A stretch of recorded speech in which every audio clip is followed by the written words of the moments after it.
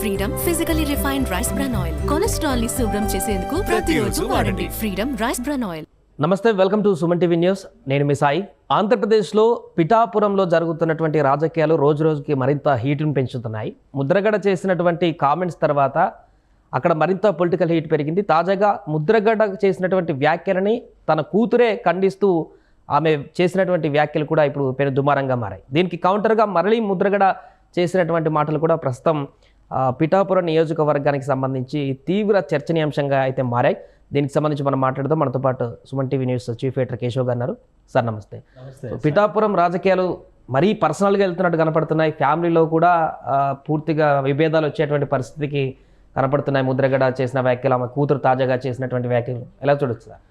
ముద్రగడ పద్మనాభం గారికి ఒక స్థాయి, ఒక స్టేచర్ ఉంది రాజకీయాల్లో, కానీ ముఖ్యంగా ఆయన చేసిన సామాజిక ఉద్యమాల విషయంలో కానీ ఆయన ఇప్పుడు ఈ ఎన్నికల సమయంలో చేస్తున్నటువంటి విమర్శలు కావచ్చు, లేదా ఆయన చేస్తున్నటువంటి ప్రకటనలు కావచ్చు, ఇవి పూర్తిగా వ్యక్తిగతంగా వెళ్తున్నాయి. ఒకటి, రెండోది లాజిక్ లేకుండా ఉంటున్నాయి. ఎందుకు అలా మాట్లాడుతున్నారు అనేది అది ఆయనకే అర్థం కావాలి, ఆయనకే తెలియాలి దాని వెనక ఉన్నటువంటి మర్మం, మార్మికత ఏంటి అనేది. ఎందుకంటే ఆయన ఒక మాట అన్నారు, పిఠాపురంలో పవన్ కళ్యాణ్ని తరిమేయాలి. ఇక ఆ భాష అంతా వేరే వేరే ఉపయోగించారు, అది పక్కన పెడదాం. ఆయన ఆవేశం అంతా ఏంటంటే పవన్ కళ్యాణ్ ఎట్టి పరిస్థితుల్లో ఓడించి తీరుతాము, ఆయన ఓడిపోకపోతే నా పేరు పద్మనాభ రెడ్డిగా మార్చుకుంటాను అన్నారు. అసలు ఆ మాటే చాలా విచిత్రంగా అనిపించింది. మనం కూడా డిస్కస్ చేసాం అది ఆల్రెడీ. పేరు మార్చుకోవడం అంటే పేరు ఏదైనా పెట్టుకోవాలి, కానీ రెడ్డి అని తగిలించుకోవడం, పేరు మార్చుకోవడం ఎట్లా అయింది అనేటువంటిది పిఠాపురంలోనే కాదు, ముద్రగడ పద్మనాభంగా అభిమానులు చాలామంది ఉన్నారు. ఎందుకంటే ఆయన ఒక 20 ఏళ్ళు 30 ఏళ్ళ నుంచి ఉద్యమాలు చేసిన వ్యక్తి, ఒక 40 ఏళ్ల రాజకీయ జీవితం ఉన్నటువంటి వ్యక్తి. ఇంకా చెప్పాలంటే చంద్రబాబు నాయుడు ఆయన ఒకేసారి కెరీర్ ప్రారంభించారు, రాజశేఖర రెడ్డి అని ఆయన చెప్పుకుంటూ ఉంటారు. వీళ్ళందరూ ఎక్కడున్నారు, ఆయన ఎక్కడున్నారు అనేది ఆయన ఆలోచించుకోవాలని ఆయన ప్రత్యర్థులు కూడా విమర్శిస్తూ ఉంటారు. సో ఇప్పుడు కొత్తగా ఏంటంటే ఆయన చేసినటువంటి వ్యాఖ్యలతో ఆయన సొంత కూతురే ఖండించింది. పవన్ కళ్యాణ్ని వ్యక్తిగతంగా టార్గెట్ చేయడం, కేవలం ఆయన తిట్టడం కోసమే మా నాన్నగారిని వాడుకుంటున్నారు. ఆయన పర్టికులర్గా ఈ తరిమేయడం అనేటువంటి మాట, పద్మనాభ రెడ్డిగా పేరు మార్చుకుంటాం అనే మాట, ఆ మాట నాకు ఎందుకన్నారో అర్థం కాలేదా అన్నాం అసలు నేరుగా. సో మరి ముద్రగడ పద్మనాభ గారు దాని నుంచి ఏం రియాక్ట్ అవుతారో అందరూ అనుకున్నారు. ఆయన రియాక్షన్ ఇంకా విచిత్రంగా ఉంది. సో ఇదేంటంటే కుటుంబంలో కలహాలనే మనం చెప్పలేం, కానీ బట్ ఎవరికి వాళ్ళకి వ్యక్తిగతమైనటువంటి అభిప్రాయాలు ఉంటాయి. ముద్రగడ పద్మనాభం గారు ఒక ఉద్యమ నాయకుడిగా ఆ కుటుంబం విషయంలో తీసుకున్నటువంటి నిర్ణయాలు, అంటే ఉద్యమం విషయంలో తీసుకున్నటువంటి నిర్ణయాలు, ఆ కుటుంబం మొత్తం ఆయనకు అండగా నిలబడింది. కొడుకు కావచ్చు, కూతురు కావచ్చు, భార్య కావచ్చు. ఒకప్పుడు రాజ్యం ఆయనను పూర్తిగా అదుపు చేయాలి, నియంత్రించాలని ప్రయత్నం జరుగుతున్నప్పుడు ఆయన ప్రతిఘటన వెనక కుటుంబం నిలబడి ఉంది. కానీ ఈరోజు ఆయన చేస్తున్నటువంటి వ్యాఖ్యల వెనక కుటుంబం లేదు అనేటువంటిది ఆమె మాటలతో ఒక స్పష్టత వచ్చింది. సో ఆయన రియాక్షన్ కూడా దానికి డిఫరెంట్ రియాక్షన్గా ఉంది. అది ఆ రియాక్షన్ పక్కన పెడితే ఆమె మాట్లాడినటువంటి మాటల వరకు చూస్తే కనుక ఫస్ట్ పార్ట్ అది ముద్రగడ పద్మనాభ రెడ్డి గారు ఎలా అవుతారనేది నాకు అర్థం కాలేదని ఆమె కూడా అంది. తరిమేయడం అనేది కరెక్ట్ కాదు, ఆ మాటలు ఉపయోగించడం అనేది పూర్తిగా ఆయన వ్యక్తిగతంగా ఆయన తిట్టడానికి మాత్రమే వైఎస్ఆర్సీపీ నాయకులు జగన్మోహన్ రెడ్డి గారు మా నాన్నగారిని ఉపయోగించుకుంటున్నారనేది ఆమె ఫస్ట్ చెప్పినటువంటి పోర్షన్.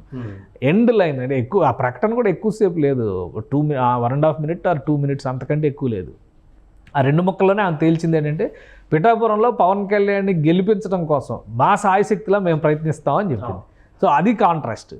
వ్యాఖ్యలు, రాజకీయపరమైనటువంటి విమర్శలు ఏవైనా చేయొచ్చు, ఎన్నైనా మాట్లాడుకోవచ్చు. రాజకీయాలు ఎలక్షన్స్ అయిపోయినాక అందరూ భాయ్ భాయ్ అనుకునేటువంటి పరిస్థితులు అంటే వేరే రాష్ట్రాల్లో లేదా ఆంధ్రప్రదేశ్లోనే గతంలో ఉండేది, ఇప్పుడు ఉండకపోవచ్చు. ఎందుకంటే ఇప్పుడు పరిస్థితి అంతా అట్లా నడుస్తుంది కదా, ఒకరు పీక మీద ఒకరు గెలిస్తే ఒకరిని ఓడించిన చంపేయాలన్నంత రీతిలో రాజకీయాలు నడుస్తున్నాయి. అది మరీ రాజకీయాలకు అవమానకరం, ఆంధ్రప్రదేశ్ ప్రజలకు కూడా అవమానకరమైనటువంటి. కొద్ది రోజుల క్రితం వరకు ముద్రగడ వైసీపీలో చేరక ముందు వరకు కూడా ఆయన జనసేనలో చేరుతారేమో అనేటువంటి కొన్ని వార్తలు కూడా వచ్చాయి. దానికి సంబంధించి కూడా ఆయన పాజిటివ్గా సంకేతాలు పంపించారు, కానీ జనసేన పట్టించుకోలేదు అనే కారణాలతోటే ఆయన ఇంత రియాక్షన్ అవుతున్నారా, లేకపోతే ఎందుకు పర్సనల్ పవన్ కళ్యాణ్ పైన అంత ఎందుకు ముద్రగడకి? ఇప్పుడు ఒక నిరుద్యోగికి కొత్తగా ఉద్యోగం దొరికితే ఏం జరుగుతుంది? వీళ్ళనంత కష్టపడి పనిచేసి తాను ప్రూవ్ చేసుకొని ఆ బాస్ ఎస్టిమేషన్స్, ఎక్స్పెక్టేషన్స్ తగ్గట్టుగా నిలబడాలని కోరుకుంటారు. సో బహుశా ముద్రగడ పద్మనాభం గారి విషయంలో కూడా అదే జరుగుతుందేమో. ఎందుకంటే ఉద్యమాలు చేసినప్పుడు, గతంలో తెలంగాణ ఉద్యమం గురించి ప్రస్తావన వచ్చినప్పుడల్లా రాజకీయ నిరుద్యోగులే ఈ ఉద్యమాలను లేవనేస్తారు అనేటువంటి విమర్శ ఒకటి క్లియర్గా వినబడేది. సో తెలంగాణ ఉద్యమానికి సంబంధించి ఒక ఫ్రూట్ఫుల్ కన్క్లూజన్ అనేది వచ్చేసింది కాబట్టి ఇప్పుడు రాష్ట్ర అభివృద్ధి, రాష్ట్రంలో ఉండేటువంటి రాజకీయాల ప్రక్షాళన వీటి మీద నడుస్తుంది, అది వేరే అంశం. ఇక్కడ వచ్చేసరికి ముద్రగడ్డ పద్మనాభం గారు పాపం నిజంగానే అన్ఎంప్లాయీ. ఆయన 2004 ఎన్నికల్లో ఓడిపోయిన తర్వాత ఆయనకు సరైనటువంటి ఉద్యోగ మార్గం లేదు. కాపు ఉద్యమం గురించి ఆయన 2016-17లో మళ్ళీ ఆ అంశాన్ని లేవనెత్తే వరకు ఆయన అందరూ మర్చిపోయారు. సో ఇక్కడ రిలవెన్స్ ఏముంది?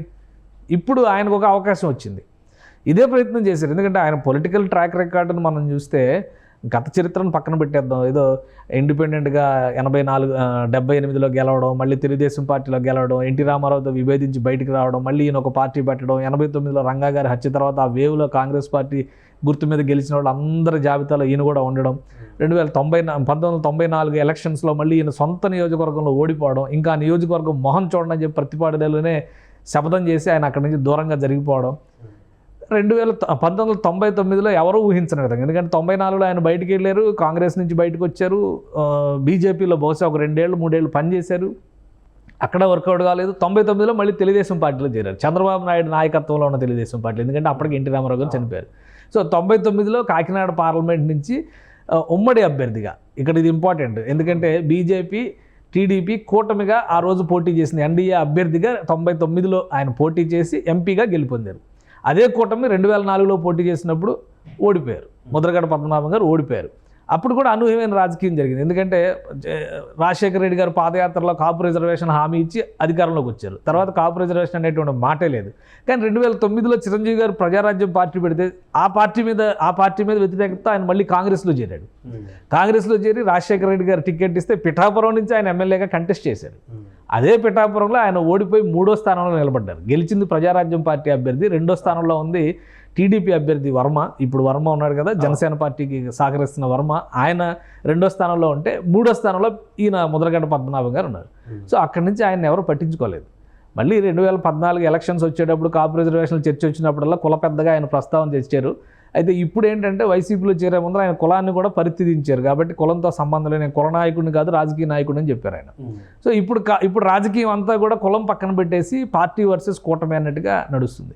సో ఈ క్రమంలో ఇన్ని రోజుల తర్వాత ఆయన మళ్ళీ పార్టీలోకి వెళ్ళేటువంటి క్రమంలో తెలుగుదేశం పార్టీ జ్యోతుల నెహ్రూతో భేటీలు జరిగినాయి, జనసేన పార్టీ నుంచి చూస్తే బొలిశెట్టి శ్రీనివాస్ కలిశారు, పవన్ కళ్యాణ్ గారు ఆయన ఇంటికి వచ్చి ఆహ్వానిస్తే పార్టీలో చేరతా అన్నారు. ఇప్పుడు ఎవరు వచ్చి ఆహ్వానిస్తే మీరు చేరారని జనసేన నాయకులు క్వశ్చన్ చేస్తున్నారు. ఈయన దానికి ఒక సమాధానం చెప్పలేదు.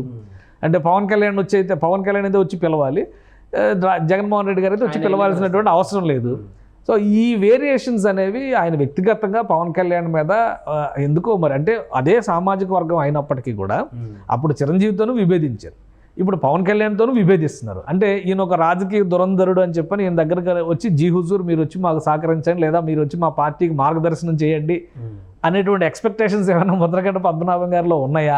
అవి జరగలేదు కాబట్టి వీళ్ళ మీద కోపము, ద్వేషము, ఆవేశం, అసూయ ఇవన్నీ పెరిగినాయా? ఇవన్నీ కూడా జనంలో వస్తున్నటువంటి సందేహాలు, మనం చెప్తున్నాయి కాదు.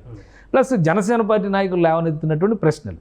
సో వాటికి సమాధానం చెప్పకుండా వ్యక్తిగతంగా ఆయన మాట్లాడడం అనేది సరైనటువంటి విషయం కాదు. గత 2 విషయాలు చూస్తే ఈరోజు అందుకనే వాళ్ళ కూతురు రియాక్ట్ అయ్యి ఆయనను వ్యక్తిగతంగా ఉపయోగించుకుంటున్నారు, దాడులు పవన్ కళ్యాణ్ మీద, పవన్ కళ్యాణ్ తిట్టడానికే ఉపయోగించుకున్నారని ప్రశ్నించారు. ఇప్పుడు దానికి రియాక్ట్ అవుతూ ఆయన ఏమన్నారు, నా కూతురికి పెళ్లి కానంత వరకు నా ప్రాపర్టీ, పెళ్ళి అయిన తర్వాత ఆమె ఆ ఇంటి ప్రాపర్టీ, కాబట్టి ఆమె ఏమైనా మాట్లాడు. అసలు ప్రాపర్టీ ఏంటి అంటే ఒక స్త్రీని, ఒక మహిళని, ఒక కుమార్తెని, ఒక ఆడబిడ్డని ఆయన ప్రాపర్టీ అని సంబోధించడమే చాలా అసహజంగా ఉంది. అంటే ఒక రాజకీయంగా ఎంతో అనుభవశీలైనటువంటి వ్యక్తి, 40 ఏళ్ల పాటు ఉద్యమాలు చేసిన వ్యక్తి, అన్ని రకాల పదవులను చూసినటువంటి వ్యక్తి, కుమార్తె గురించి ప్రాపర్టీ అనేటువంటి భాషలో మాట్లాడడం ఖచ్చితంగా అది అభ్యంతరం పట్టాల్సినటువంటి వ్యాఖ్యానం అది, ఒకవేళ ఆయన మాటలు కనుక అనుంటే. ఎందుకంటే ఆమె రియాక్షన్ వచ్చిన హాఫ్ అన్ అవర్ కూడా గడవక ముందర ఈయన రియాక్షన్ బయటకు వచ్చింది.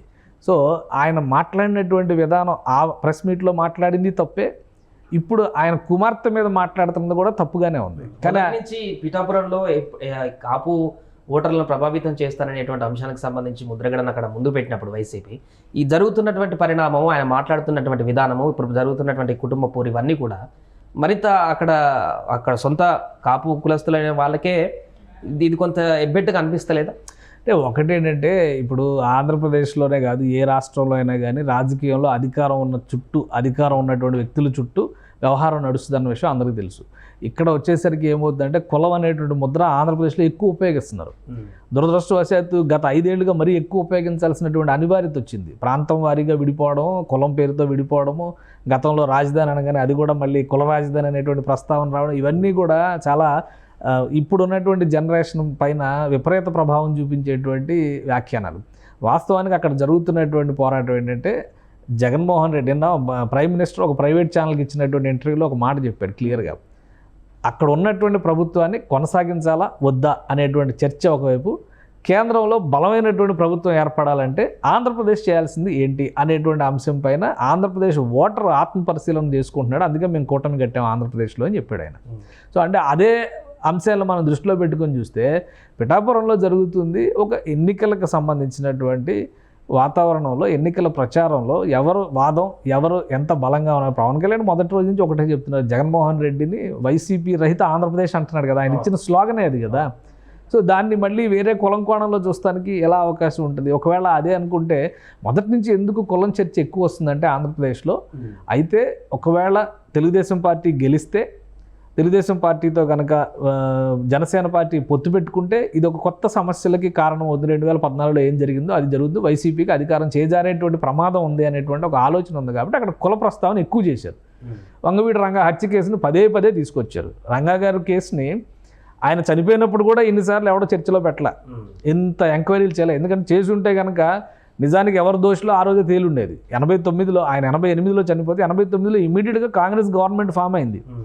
కాంగ్రెస్ పార్టీ నాయకులకు కానీ లేదా అప్పుడు ఉన్నటువంటి కీలకమైనటువంటి నేతలకు కానీ వంగవీటి రంగా హంతకుల్ని శిక్షించాలనేటువంటి తపన కనుక ఉంటే సరైన రీతిలో విచారణ జరిగింది. సిబిఐ ఎంక్వైరీ చేసి కూడా కేసులో దోషులు ఎవరనేది తేల్చలేకపోయినటువంటి పరిస్థితి. ఇప్పటికి కూడా ఆ కేసు అలానే నీరుగారిపోయినటువంటి పరిస్థితి ఉంది. సో ఇప్పుడు ఆయన చనిపోయిన ఒక 30 ఏళ్ల తర్వాత 2019 ఎలక్షన్స్ తర్వాత నుంచి ఆయన పేరును విపరీతంగా వాడుతున్నారు. అదేమనంటే ఈ కులాల సమరాన్ని తీసుకొస్తే ఈ పొత్తును ఎట్లయినా అడ్డుకోవచ్చు అనేటువంటి ఒక వ్యూహరచన జరిగినట్టుగానే కనిపిస్తుంది అది. కాబట్టి పిఠాపురంలో కుల ప్రస్తావన కంటే కూడా అక్కడ స్థానికంగా ఉన్నటువంటి ఎమ్మెల్యే పైన, సిట్టింగ్ ఎమ్మెల్యే పైన తీవ్ర వ్యతిరేకత ఉంది. ఈ మాటని అధికారికంగా వైఎస్ఆర్సీపీ ఒప్పుకున్నట్టు, ఎందుకంటే సిట్టింగ్ ఎమ్మెల్యేకి టికెట్ ఇవ్వలేదు.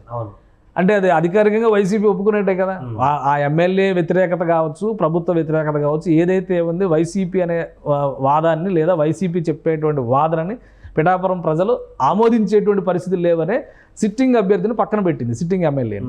సో కొత్త అభ్యర్థిని తీసుకొచ్చి పెట్టారు. అది సామాజిక వర్గ సమీకరణలో చేసేటువంటి ప్రయత్నం, అది అన్ని చాలా నియోజకవర్గాల్లో జరిగింది. సో అక్కడ కూడా జరిగింది. పవన్ కళ్యాణ్ నేరుగా దిగిన తర్వాత వచ్చేటువంటి చర్చ ఏంటంటే, ఇప్పుడు వీళ్ళేదో వాళ్ళు షణ్ముఖ వ్యూహం చేస్తే వీళ్ళేదో చతుర్ముఖ వ్యూహం అని చెప్పని ఇంకొక నలుగురిని అక్కడ దింపి ఒక నియోజకవర్గంలో మండలానికి ఒక ఇన్ఛార్జిని వేసి అక్కడ రాజకీయం నడిపేటువంటి ప్రయత్నం అధికార పార్టీ చేస్తుంది. దాన్ని అంతే స్థాయిలో అడ్డుకునే ప్రయత్నం చేస్తుంది కదా కూటమి కూడా. సో అక్కడ అదే తాపత్రయం నడుస్తుంది. ముద్రగడ పద్మనాభం గారు ఏంటంటే, ఒకవేళ పిఠాపురంలో కనుక పొరపాటున గెలిచినా కానీ ఆ గెలుపు నా వల్లనే జరిగింది అని చెప్పుకునేటువంటి తాపత్రయంలో ఆయన ఉన్నట్టుగా కనిపిస్తుంది. ఎందుకంటే ఆయన కుమార్తె చాలా క్లియర్గా చెప్పింది. అక్కడ గెలిపి ఆయన ఏంటంటే ఆయన అధినేత ప్రాపకం కోసం మాట్లాడుతున్నట్టుగా ఉన్నాయి ఆ మాటలన్నీ కూడా.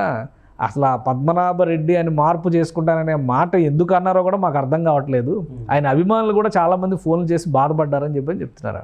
కాబట్టి ఇది ఒక 2 వర్గాల మధ్య జరిగేటువంటి వ్యవహారం కాదు. ఇది రాజకీయంగా ఒక పార్టీ, ఒక కూటమి మధ్య జరుగుతున్నటువంటి చర్చ. ముద్రగడ పద్మనాభం గారు చేస్తున్నటువంటి రెచ్చగొట్టే వ్యాఖ్యానాల వలన ఆ పార్టీకి ప్రయోజనం కంటే నష్టమే ఎక్కువ కనిపిస్తుంది.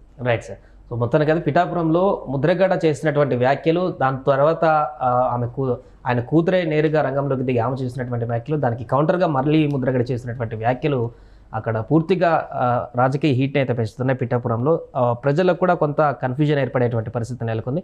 ఏదేమైనా కూడా ముద్రగడ చేసినటువంటి వ్యాఖ్యలకు సంబంధించి పిఠాపురంలో ప్రజలందరూ కూడా దీనికి సంబంధించి చర్చను కొనసాగిస్తున్నారు.